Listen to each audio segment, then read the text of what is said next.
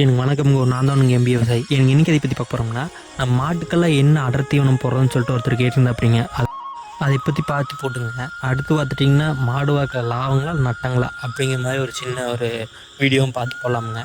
நான் போடுற வீடியோ முடிஞ்ச வரைக்கும் நல்லா தான் போட்டுருக்கோமுங்க. உங்களுக்கும் பிடிக்குதுன்னு நினைக்கிறேனுங்க.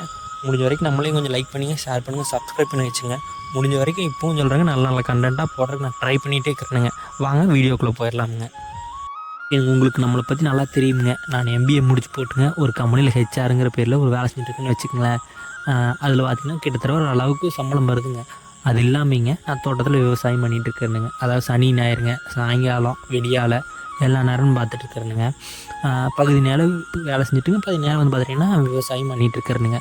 நம்ம தோட்டத்தில் பார்த்துட்டிங்கன்னா கிட்டத்தட்ட ஒரு 4-5 மாடுங்க, அது போக ஆடு கோழியெல்லாம் இருக்குதுங்க. அதை அப்படியே பராமரிச்சுட்டுங்க விவசாயம் பண்ணிகிட்ருக்குறோமுங்க. ஸோ இதில் என்னென்னு பார்த்துட்டிங்கன்னா, நீங்கள் என்ன தான் சரிங்க, பெரிய பெரிய ஓனராக இருந்தாலும் சரிங்க, மேனேஜராக இருந்தாலும் சரிங்க, ஹெச்ஆராக இருந்தாலும் நீங்கள் எது வேணாலும் இருந்துட்டு போவாங்க. ஆனால் வந்து பார்த்துட்டிங்கன்னா இதில் வர்ற சந்தோஷம் எதுலேயுமே இல்லைங்க.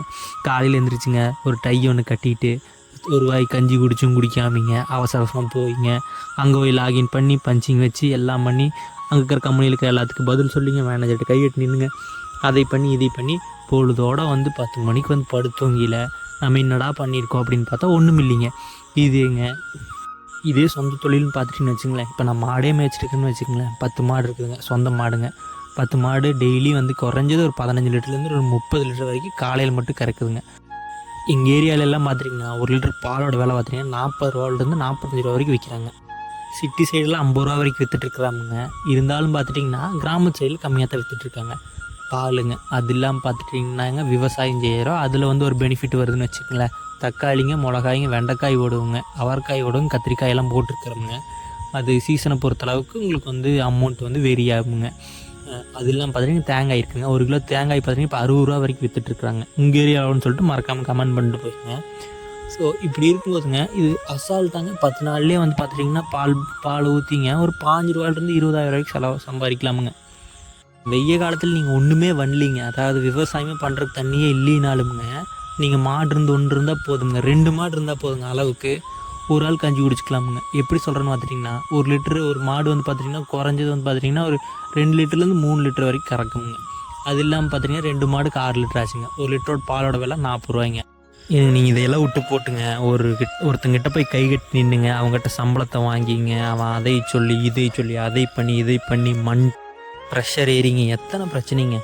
சிவனேன்னு சொந்த தொழில் ஒன்றுங்க. நான் காலையில் எழுந்திரிச்சுங்க, பாலை கறந்து ஓட்டுங்க, 11 மணி வாக்கில் தண்ணி காட்டி மாட்டை ஊற்றுட்டாங்க, ஒரு 4 மணி 5 மணி வரைக்கும் பால் கறந்தால் என்னோடய வேலை முடிஞ்சுதுங்க. மினிமம் ஒரு 3 மணி நேரத்துலேருந்து 4 மணி வரைக்கும் தான் எனக்கு வந்து பார்த்துட்டிங்கன்னா வேலையேங்க. அதை விட்டு போட்டு காலையில் 9 மணிலேருந்து சாயங்காலம் 5:30 வரைக்கும் ஒருத்தங்கிட்ட போய் கோமணம் புளியும் நினச்சாலேங்க மனசே கஷ்டமாக இருக்குதுங்க.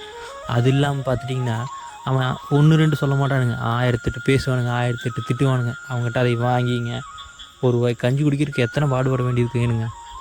எனக்கு அப்புறம் அந்த அடர்த்தீவனம் என்னன்னு கேட்டிருந்தீங்க தெரியுங்களா? வாங்க அதை பார்த்து போடலாமுங்க. ஒன்றும் இல்லைங்க, நீங்கள் பருத்தி கொட்டைங்க, புண்ணாக்குங்க, முடிஞ்சால் மக்காச்சோள மாவுங்க. மக்காச்சோள மாவத்தை எப்படி வந்து பண்ணுறீங்கன்னா, நல்லா பொழுதோடையே வந்து பார்த்துட்டிங்கன்னா மாவு ஊற வச்சுங்க, வெடியால் நல்லா காய்ச்சிங்க, சுண்டை காய்ச்சினிங்கன்னா அது மாவு கஞ்சியாக டைப் போகுங்க.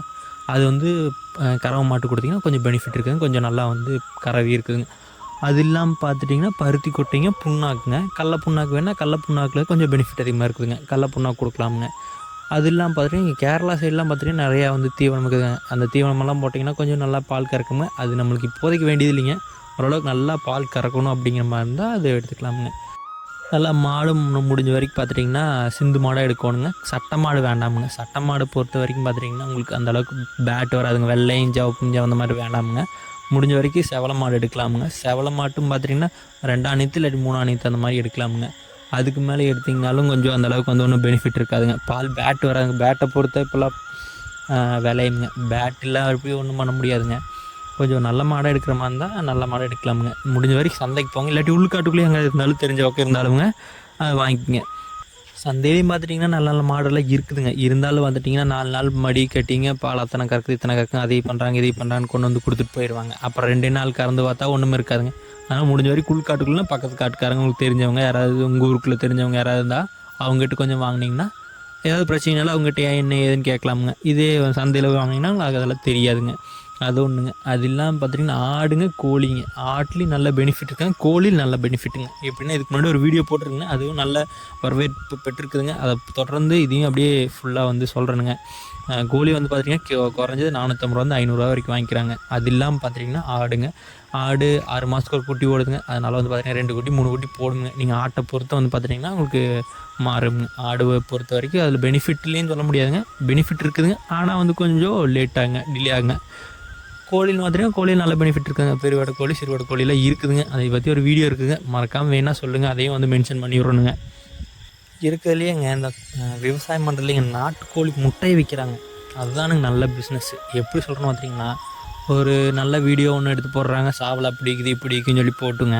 முட்டை ஒன்று முட்டை பார்த்துட்டிங்கன்னா அந்த கோழிக்கு இந்த கோழிக்கு இறங்கிக்குது, அதுக்கு இறங்கிக்குது, இதுக்கு இறங்கிக்குன்னு சொல்லிங்க நல்லா மார்க்கெட்டிங் பண்ணி பழகிட்டாங்க. இந்த யூடியூப்பு, ஃபேஸ்புக்கு, இன்ஸ்டாகிராம்லாம் வந்ததுக்கப்புறமுங்க நல்லா மார்க்கெட் பண்ணி பழகிட்டு அந்த மூட்டை வைக்குது, இங்கே இந்த மூட்டை வைக்குது, அப்படி பண்ணுறேன் இப்படி பண்ணுறேன்னு சொல்லிங்க பார்த்துட்டிங்கன்னா கிட்டத்தட்ட 200 250 வரைக்கும் விற்கிறாங்க. ஒரு மூட்டையை விற்கிறாங்க. நான் நேற்று ஒரு வீடியோ பார்த்துனுங்க. அந்த வீடியோவில் பார்த்தீங்கன்னா என்னங்கிறாங்கன்னா ஒரு மூட்டை 200 அப்படிங்கிற மாதிரி சொல்கிறாங்க. நல்ல பிஸ்னஸ் தானுங்க, அதுவும் பார்க்கலாமுங்க, தப்பு இல்லைங்க.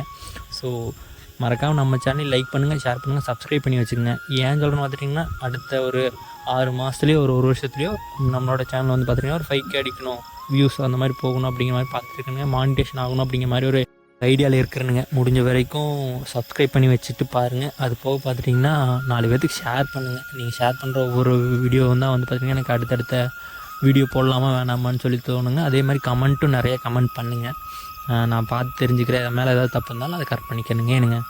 அப்புறம் பார்த்துட்டிங்கன்னா அடுத்து எந்த கண்டென்ட்டை போடலாம், எந்த கண்டென்ட்டில் வீடியோ போடலான்னு சொல்லுங்கள். நான் அதுக்கும் முடிஞ்ச வரைக்கும் ட்ரை பண்ண பார்க்குறேனுங்க. அதே போல் நம்மளோட வாய்ஸு வீடியோஸ் எல்லாம் நல்லா இருக்கான்னு பார்த்துட்டு அதுக்கும் கொஞ்சம் கமெண்ட் பண்ணிட்டு போங்க. கிட்டத்தட்ட 2000 வியூஸ் போயிட்டுருக்குங்க, 2000 3000 வியூஸ் கிட்டலாம் போயிருச்சுங்க. சப்ஸ்கிரைப் 2000 பேர்த்துக்கிட்ட வந்துட்டாங்க. மறக்காமல் நம்ம சேனலை லைக் பண்ணிவிட்டுங்க, சப்ஸ்கிரைப் பண்ணிட்டு பாருங்கள். நன்றி, வணக்கம் கோ.